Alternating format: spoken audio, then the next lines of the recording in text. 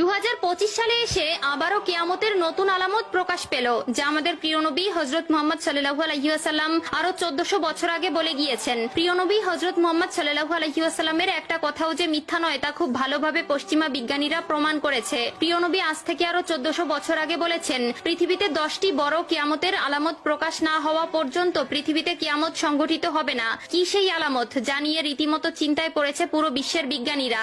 আপনি যদি একজন মুসলিম হয়ে থাকেন তবে ভুলেও ভিডিওটি এড়িয়ে যাবেন না, কারণ আমরা আজকে আপনাদের জানাতে চলেছি প্রকাশিত হওয়া সেই কিয়ামতের আলামত সম্পর্কে। আর আপনি যদি আমাদের প্রিয় নবী হযরত মুহাম্মদ সাল্লাল্লাহু আলাইহি ওয়াসাল্লামকে ভালোবেসে থাকেন তবে অবশ্যই কমেন্ট বক্সে আলহামদুলিল্লাহ কমেন্ট করবেন আর ভিডিওটি শেয়ার করে দিতে ভুলবেন না, কারণ আপনার একটি শেয়ারে আরো অনেক মুসলিম ভাই ও বোনেরা কিয়ামতের এই আলামত সম্পর্কে জানার সুযোগ পাবে। তো চলুন বেশি কথা না বলে শুরু করা যাক আজকের এই ভিডিও। হাদিসে বর্ণিত আছে, কিয়ামত সংঘটিত হওয়ার পূর্বে পুরো পৃথিবী থেকে পবিত্র আল কোরআন উঠিয়ে নেওয়া হবে। প্রিয় দর্শক, কিয়ামতের নিকটবর্তীতার প্রমাণ স্বরূপ কিছু আলামত প্রকাশ পাবে। এর মধ্যে কিছু হবে বড় আলামত, আবার কিছু হবে ছোট ছোট আলামত। ইতিমধ্যে পুরো বিশ্বে অসংখ্য কিয়ামতের ছোট আলামত প্রকাশিত হয়েছে। যেমন হাদিসে বর্ণিত আছে, আরবের বেদুইনরা অর্ধ উলঙ্গ অবস্থায় থাকবে, তবে তারা বড় বড় দালান কোঠা নির্মাণের প্রতিযোগিতায় নেমে পড়বে, এমনকি তাদের পায়ে জুতাও থাকবে না। বর্তমানে 2025 সালে কিয়ামতের নতুন যে আলামত প্রকাশ পেয়েছে তা হলো কিয়ামতের আগে পবিত্র আল কোরআন থেকে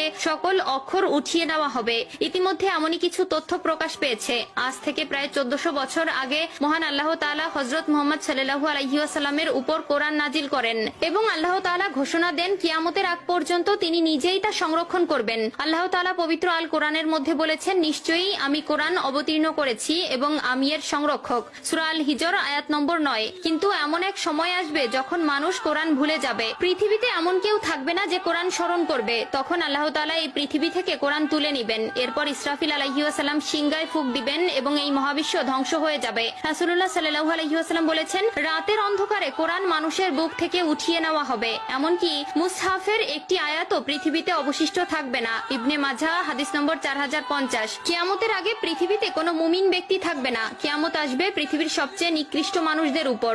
আনাস ইবনে মালিক রাদিয়াল্লাহু তাআলা আনহু থেকে বর্ণিত, রাসূলুল্লাহ সাল্লাল্লাহু আলাইহি ওয়াসাল্লাম বলেছেন, কিয়ামত ততক্ষণ শুরু হবে না যতক্ষণ না এই পৃথিবীতে এমন কেউ অবশিষ্ট থাকবে না যে বলবে আল্লাহ আল্লাহ। সহিহ মুসলিম। অর্থাৎ কিয়ামতের আগে সকল মুসলিম মারা যাবে। আবু হুরায়রা রাদিয়াল্লাহু তাআলা আনহু থেকে বর্ণিত, রাসূলুল্লাহ সাল্লাল্লাহু আলাইহি ওয়াসাল্লাম বলেছেন, আল্লাহ তাআলা ইয়েমেন থেকে একটি মৃদু বাতাস প্রবাহিত করবেন যা রেশমের মতো মসৃণ হবে। যার অন্তরে এক বিন্দু পরিমাণেও ঈমান থাকবে সে সেই বাতাসে শান্তির মৃত্যুবরণ করবে। সহিহ মুসলিম। এরপর আল্লাহ তাআলা কোরআন পৃথিবী থেকে উঠিয়ে নিবেন এবং মানুষের অন্তর থেকে